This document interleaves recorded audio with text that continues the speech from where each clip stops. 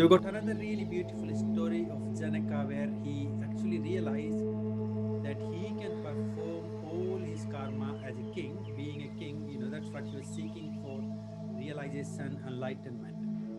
And to seek to get to that enlightenment, he was again and again organizing these great rishis, these great conferences, these great yagyas, these amazing debates on the Jnana Yoga and the Vedic or the Vedantic scriptures to go deeper into some of these practices. And he had this deep desire to attain self-realization.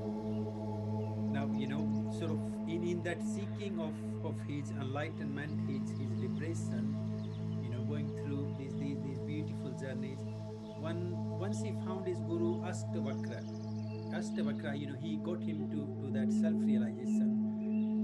And once we got to the self-realized state, one of the night he was having the deep sleep in his palace. And we all get these amazing dreams. Sometimes we get the nightmares. So I believe, the King Janaka, he had one of these nightmares.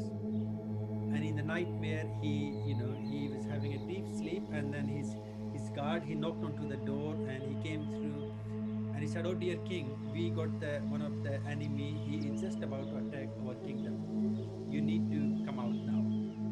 So the king, he woke up suddenly, and straight from the sleep, he quickly dressed up, put his armors on, and got his army, and he came straight to the battlefield.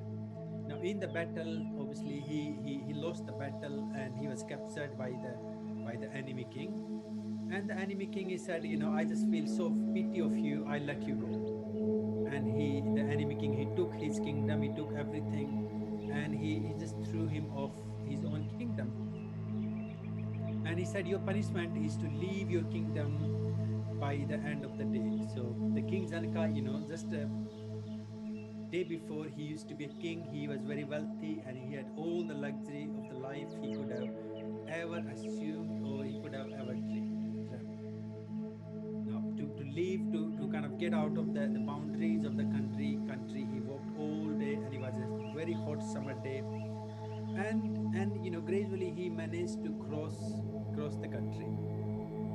Now, as he came across the country, he was just sort of so dry and hungry, and he had nothing to eat. He had no water to drink or anything.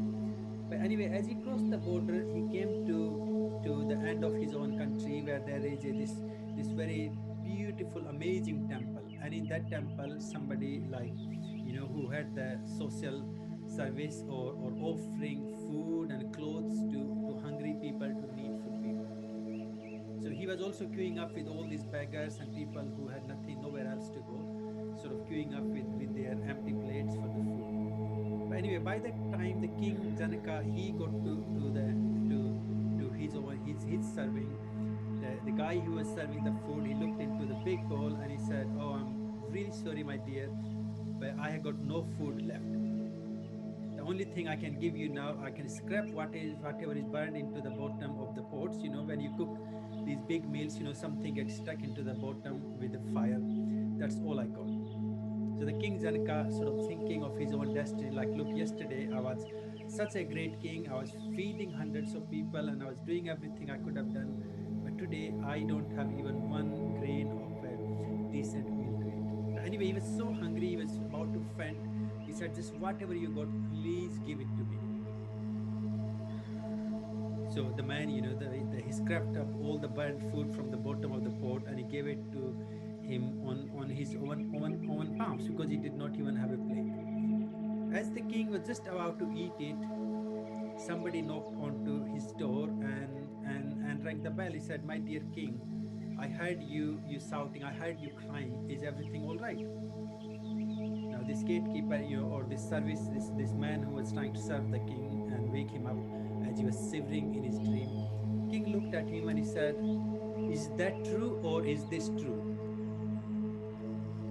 Now this poor guy, the innocent guy, he has no idea. He said, "Oh, my dear king, I have no idea." So the king said, "Oh, can you summon all my gurus, all these wise people in our country, or in our palace? Tell them that I would like to meet with them now." Now hearing this, obviously his queen, Janaki, she was also really worried. So she rushed to him and he said, "Oh, my king, everything all right?" And king, he was still delusioned and he looked at her and he said, "I still not really understand. Is this true or is that true? Yeh satya or wo satya? Which one is actually true? Which one is the reality?" Because he was trying to still distinguish that all that happened in his dream, is that true that he lost everything, or what, he still got everything? Which one is the truth? Which one is the reality? Or the queen looked at him and he said, "Oh, my dear king, you are the wise one. I have no idea. I can't really help you with it." Anyway, all the wise people, his guru, and everyone sort of got together there. And in the palace again, everyone looked at him and he said, "Oh, how can we help?" And he looked at them all and he said, "Oh, I don't really understand. Can you somebody explain to me? Is that true or is this true?" Obviously, as he was sort of not really narrating anything further, everyone just getting confused and also getting a bit of annoyed. So finally, his guru Ashtavakra, he was summoned and he came there. He arrived and he looked at Janaka and he said, "Oh, Janaka, tell me what is confusing you."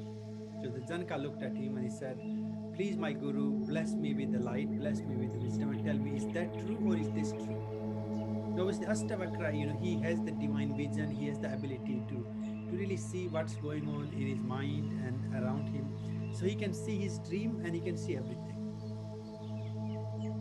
So now the Ashtavakra looked at King Janaka and he said, "Oh, dear king, let me ask you, is that untrue or is this untrue?"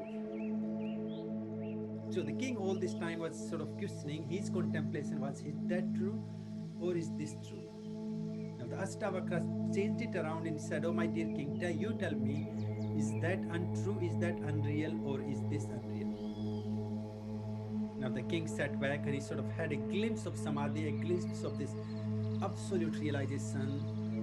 And he looked at his master and he said, "Oh, my dear Guru, my dear Ashtavakra, please explain me a little further."